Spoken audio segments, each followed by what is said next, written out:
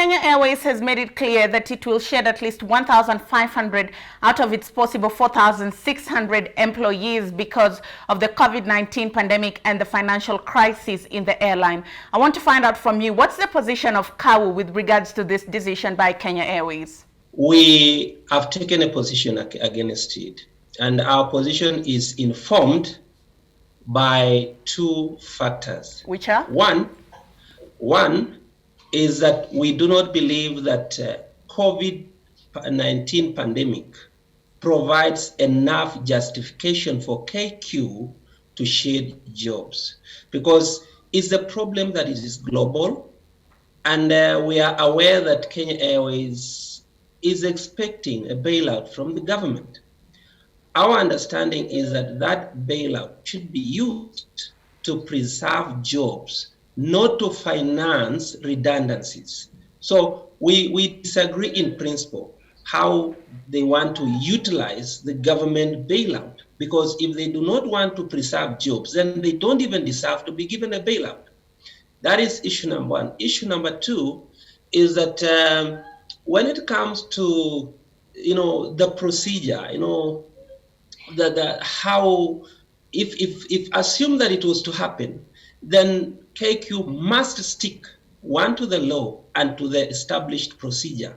They have goofed when they attempted to issue a redundancy notice that the court has invalidated. That notice is legally effective. It cannot be relied on to conduct a redundancy. Why do you think that downsizing is not a good option for KQ? It means that you will give up on some routes that KQ is currently operating on.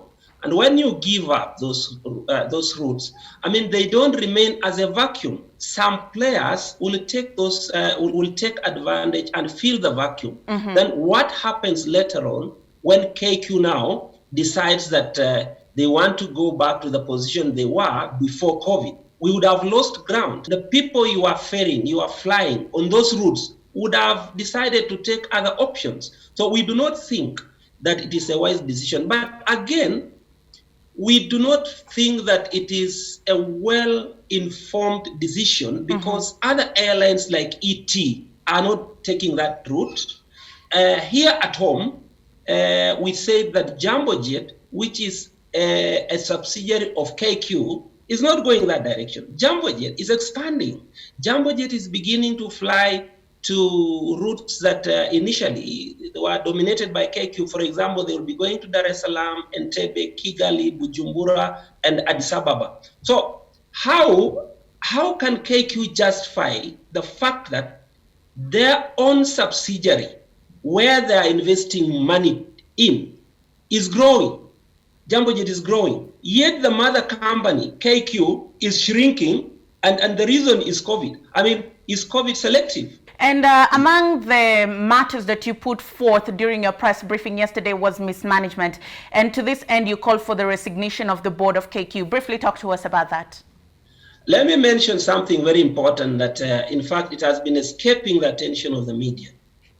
KQ owes the lessors. These are the offshore special purpose companies, special purpose vehicle companies that have leased aircrafts to KQ. KQ owes them in excess of 85 billion.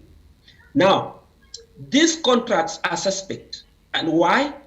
On their own admission, KQ have admitted that the leasing rates are above the market rates. In other words, it's almost twice or thrice the market rates, which means anybody who seriously wants to fix the problems at KQ would begin with reviewing those contracts. KQ can easily save up to 50 billion from those contracts because they were poorly done, probably with the ulterior motives. Now, where you have a board, a management that is disinterested to pursue that line, yet they are pursuing something so simplistic as redundancy. And I call it simplistic because, look, what will be the net effect of declaring redundancies? You will save maybe 4 billion. Assume that KQ was given 4 billion today on top of what they have, and in view of the losses they are declaring, does it make it any better? It doesn't. KQ will still be in the woods. So because of that, we feel, one, the management of the day is incompetent. We also believe that the board is equally incompetent.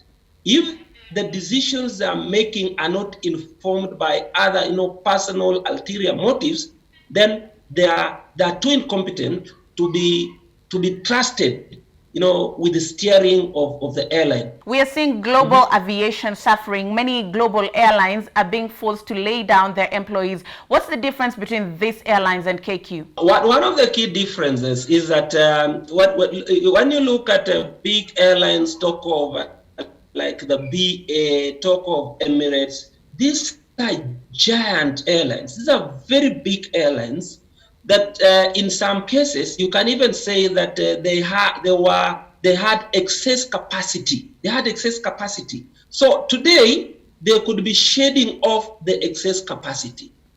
KQ is not in that category. In fact, as a matter of fact, and I want you to do your own inquiries, KQ has never had enough money levels, the numbers of employees against the operations. That is why, until COVID set in, our members were unable to utilize their annual leave.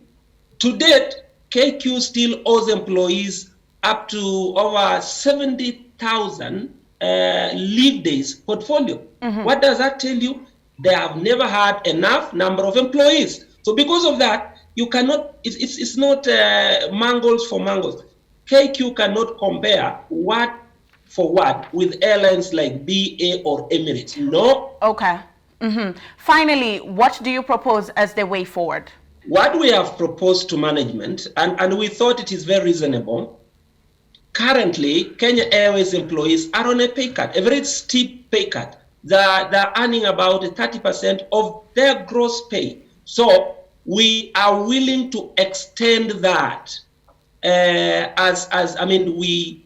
evaluate how the business is performing. That is an olive branch to Kenya Airways. With 30% of their pay, KQ is saving. In fact, can I tell you something?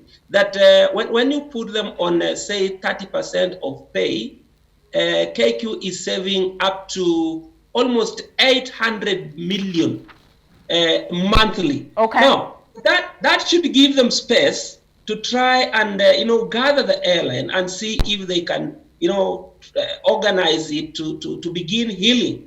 That is what we are proposing, extension of pay cut terms. Okay. And I feel it is the most reasonable thing we can do.